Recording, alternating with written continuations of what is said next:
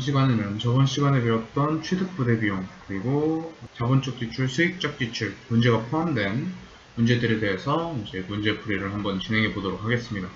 문제는 20문제 정도 되니까 문제를 먼저 풀어보시고 그 다음에 수업을 들으시는 걸 추천해 드리는 거 아시죠?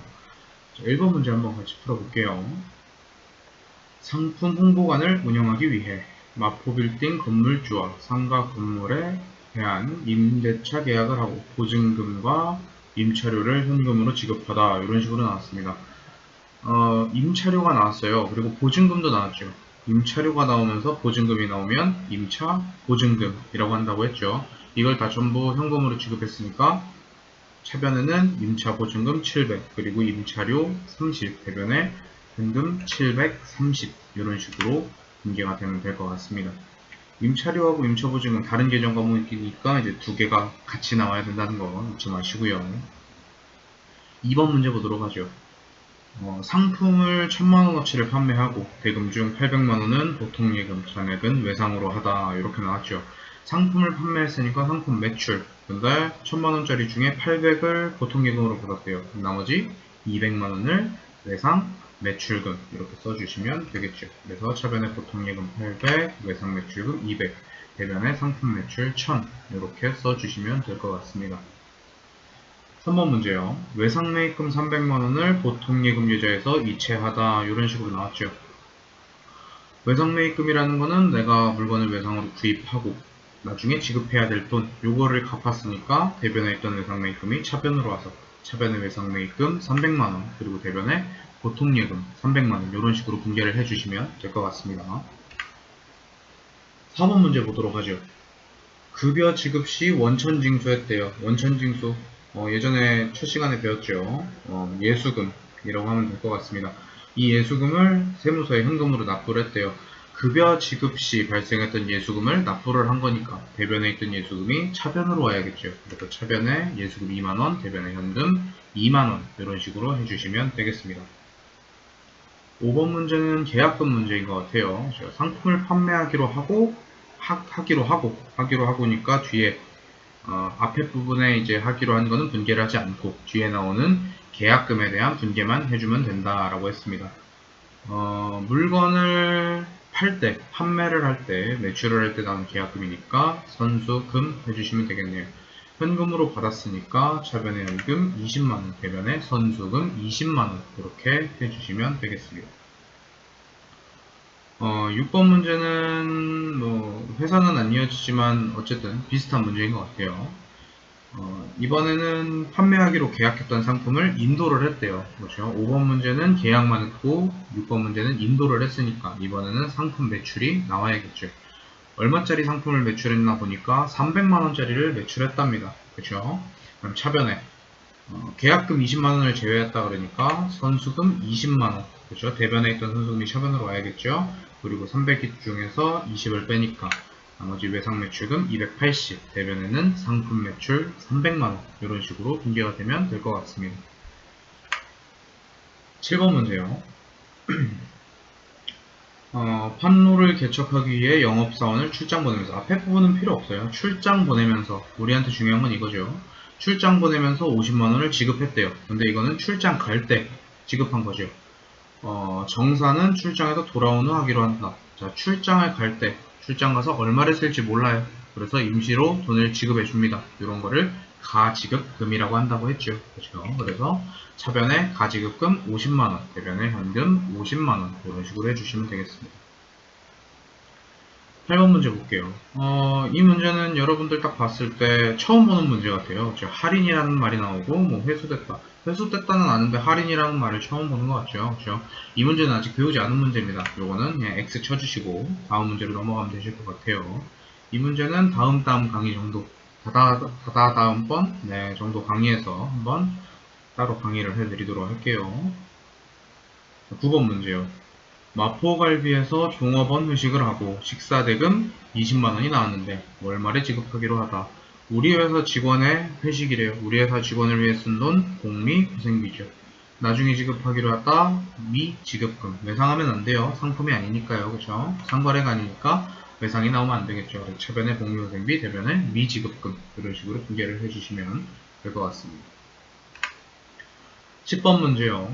당사 사무실 임차료로 300만원을 현금 지급하였다라고 나오죠. 임차료만 나왔네요. 이번엔 보증금 안 나왔어요. 그럼 임차료만 하면 되겠죠. 차변에 임차료 300만원, 대변에 현금 지급했으니까 현금 300만원 이런 식으로 분개를 해주시면 될 것 같습니다. 11번 문제요. 상품을 구입했는데 아직 구입을 안 했네요. 구입하기로 하고네. 그러면 앞에 거를 무시하고 뒤에 계약금만 분개를 해주면 되겠죠. 상품 매입대금 10%를 당좌예금 통장에서 이체시켰답니다. 매입시 계약금 선급금이 되겠죠. 그래서 차변에 선급금 30만원, 대변에 당좌예금으로 지급했으니까 당좌예금 30만원 이런 식으로 분개를 해주시면 되겠습니다. 12번 문제 보겠습니다.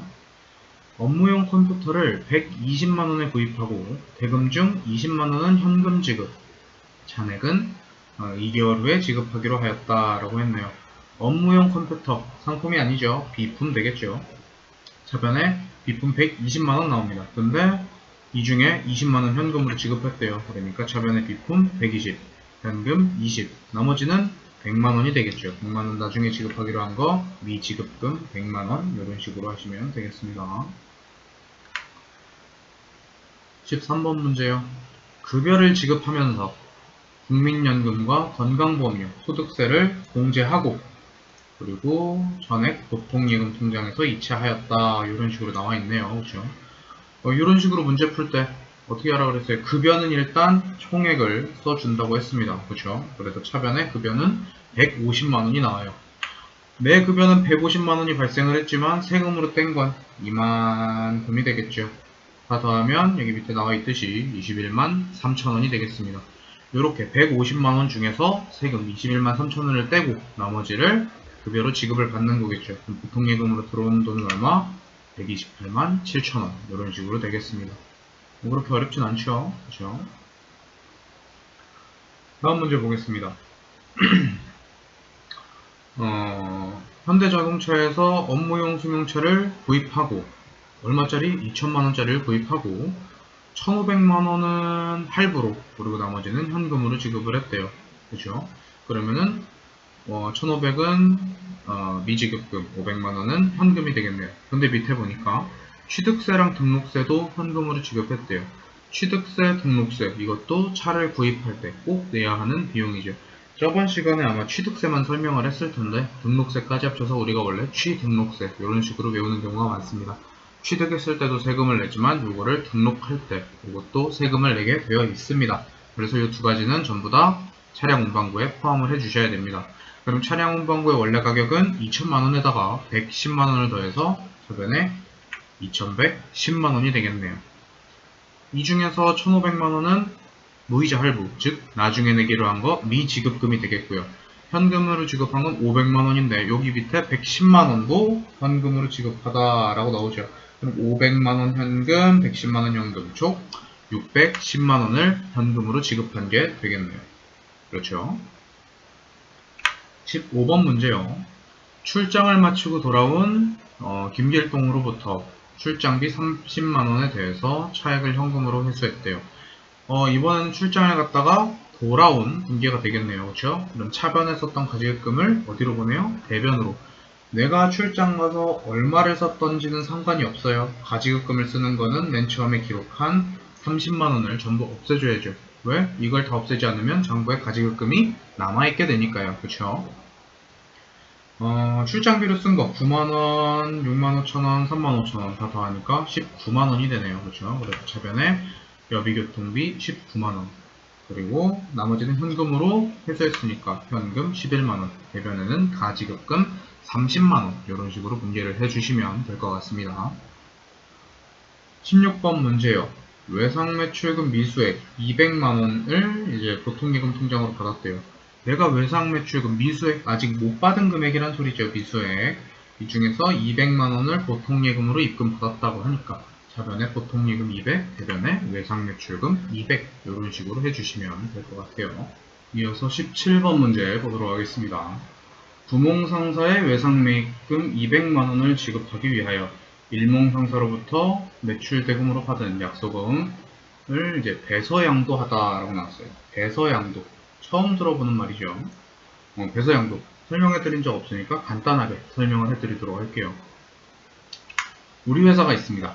우리 회사가 있고 A라는 회사가 있어요. 그렇죠? 그러면은 이제 다른 회사랑 이제 거래를 하겠죠. 내가 A라는 회사한테 상품을 매출했습니다. 어음을 받고 매출을 했어요. 그럼 A라는 회사가 저한테 받을 어음을 주겠죠. 그렇죠? 이 상태로 지나가고 있어요. 근데 B라는 회사하고 거래를 하게 됐어. 그래서 이제 상품을 샀단 말이죠. 상품을 샀단 말이에요. 그래서 난 얘한테 이제 외상매입금을 줘야 돼요. 줘야 돼. 근데 외상매입금을 갚을 돈이 없는 거야. 갚을 돈이 없어. 그럼 어떻게 해야 돼? 내가 얘한테 돈 나중에 줄게 라고 하는 것도 이제 하루 이틀이잖아요. 갚을 건 갚아야 돼. 딱 보니까 남한테 남아있는 건 뭐야? 받을 어음밖에 남아있지 않아요. 그럼 어떻게? B라는 회사한테 말하죠. A라는 회사한테 받은 어음이 있으니까 A라는 회사한테 어음을 받으세요. 어음에 대한 돈을 받으세요 라고 할 수 있죠. 그래서 A한테 받을 어음의 권리를 B한테 넘기는 거. 이거를 배서 양도라고 합니다.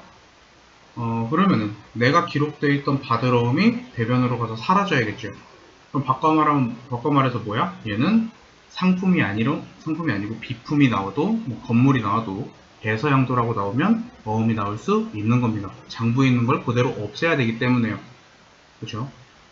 그리고 한 가지 더 팁을 드리자면은 배서양도라고 나오면 그냥 받을 어음이구나 라고 생각을 해주시면 돼요. 좀 이해가 안 되시면 그렇게 하셔도 돼요. 시험 문제 볼 때는 크게 지장은 없을 것 같아요. 솔직히 그렇게 외우면 안 되지만 점수를 위해서라면 그렇게 외우는 것도 나쁘진 않죠. 그래서 빚을 일단 갚았어요. 내가 외상매입금이라는 빚을 없애야 되니까 차변에 외상매입금을 보내고, 대변에 내가 받아야 되는 A 회사에 받을 어음도 없애야 돼요. 그렇죠? 그래서 대변에도 지급 어음이 아니고 받을 어음이 나와야 됩니다. 이런 식으로요. 18번 문제 이어서 보도록 하겠습니다. 상품 보관을 위해 임차하고 있던 창고를 임대인에게 돌려주고 임차 보증금을 돌려받았대요. 내가 이제 건물을 빌릴 때 임차 보증금을 냈었죠. 그렇죠? 이거를 이제 내가 건물을 뺄 때 돌려받을 수 있겠죠. 보증금이니까요. 그렇죠? 보통예금으로 돌려받았대요. 그래서 차변에 보통예금 100만원, 대변에 임차 보증금 100만원 이런 식으로 써주시면 될 것 같네요. 다음 문제요. 사무실에서 사용하는 팩스기기 25만원짜리랑 팩스용 잉크 한 개에 35,000원에 구입하고 현금으로 결제했대요. 근데 하나의 계정 과목이 아니고 팩스기기는 비품으로, 잉크는 소모품비로 처리하다 라고 되어 있네요. 그렇죠? 그럼 25만원은 비품, 그리고 35,000원은 소모품 비, 이렇게 해줘야겠죠. 둘 다 합쳐서 현금으로 결제했으니까 대변에 현금 28만 5천원 이런 식으로 써주시면 되겠네요. 20번 문제 보도록 하죠. 국제기여단체에다가 현금 50만원을 기부를 했대요. 남한테 기부한 거 기부금 쓰면 되겠죠. 차변에 기부금 50만원, 현금 기부됐으니까 이제 대변에 현금 50만원 이런 식으로 해주시면 되겠죠. 배서양도가 한 번 더 나왔어요. 그렇죠? 제1문구에서 비품 50만원을 매입하고 소유하고 있던 산미상사 발행의 약속어음을 배서양도하다 라고 했습니다. 여기서 이제 배서양도를 잘 모르시는 분들은 비품이 나왔으니까 어음이 당연히 등장할 수 없겠구나 라고 하고 차변에 비품 50만원 그리고 미지급금 50만원을 쓰실 수가 있습니다. 그렇죠? 근데 배서양도라는 거 내가 갖고 있는 어음을 넘겨준 거라 그랬죠. 그럼 장부에 있는 거를 대변으로 보내서 없애줘야 하기 때문에 이제 미지급금이 아니고 받을 어음이 나와야 합니다. 그죠? 받을 어음이 나올 수 있다 그랬어요. 그래서 아까 설명할 때 배서양도라고 하면은 받을 어음이 나와야 하는구나 라고 생각하라 그랬죠. 네, 이런 식으로 분리를 해주시면 될 것 같습니다. 자, 여기까지가 이제 기출문제 풀이였고요. 다음 시간에 또 다른 수업 자료 가지고 여러분 찾아뵙겠습니다. 수고하셨고요. 재밌게 들어주셨다면 구독과 좋아요 한 번씩 눌러주시면 감사하겠습니다.